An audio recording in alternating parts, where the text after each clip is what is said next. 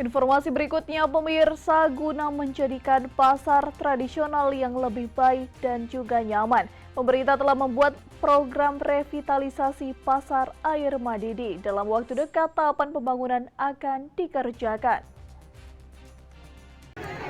Salah satu pasar yang dikunjungi Presiden Joko Widodo saat berkunjung ke Sulawesi Utara pada Januari 2023 dalam waktu dekat akan direvitalisasi.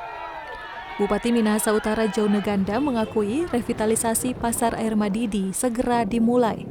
Lokasi pembangunan yang ditetapkan berada di Terminal Air Madidi.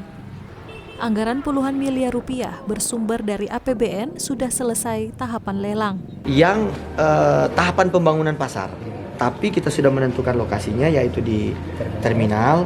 Kita juga sudah siapkan anggaran untuk itu, sebagian juga sudah mulai rapi-rapi toh, pindah-pindah di situ. Sesegera mungkin pada saat juga kan kita menyesuaikan dengan pembangunan pasar itu sendiri. Mudah-mudahan pasar ini bisa dijaga, ya toh, kalau sebagus perlu kita bersyukur.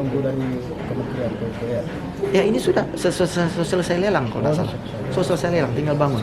Jadi orang dapat pasar gratis. Diketahui luas pasar saat ini sekitar 5.920 meter persegi dengan 916 pedagang di dalamnya. Pihaknya pun terus melakukan komunikasi dengan pemerintah Provinsi Sulawesi Utara maupun Kementerian PUPR guna mempercepat proses revitalisasi Pasar Air Madidi.